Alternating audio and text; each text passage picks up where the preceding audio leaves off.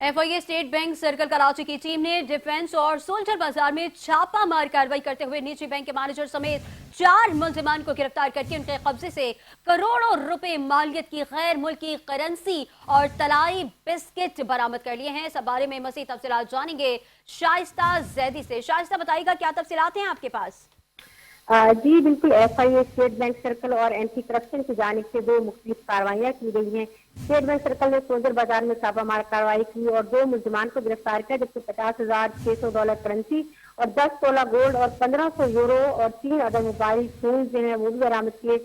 मुलजमान गैर कानूनी currency exchange में मुलविस है। गिरफ्तार मुलजमान की शिनाख्त सैयद मोहम्मद रजा और हसनैन के नाम से हुई। मुलजमान बगैर लाइसेंस करेंसी एक्सचेंज का कारोबार कर रहे थे।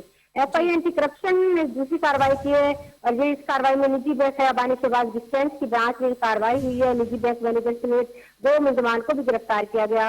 गिरफ्तार मुलजमान में जिशान अब्बास और अब्दुल करीम जो है वो शामिल है। क्या कहते हैं, छापे के दौरान मुलजमान से 9,000 अमरीकी डॉलर भी बरामद हुए। मुलजमान से मोबाइल फोन से गैर मुल्की करेंसी के तबादले से मुतल्लिक डिजिटल सबूत भी बरामद हुए। मुलजमान बरामद होने वाली करेंसी के हवाले से जो काम को मुतमईन ना कर सके, मुलजमान को गिरफ्तार करके मजीद तफ्तीश का आगाज कर दिया गया है। जी ठीक है शाइस्ता, आपने हमें तफसीलात से आगाह किया, आपका शुक्रिया।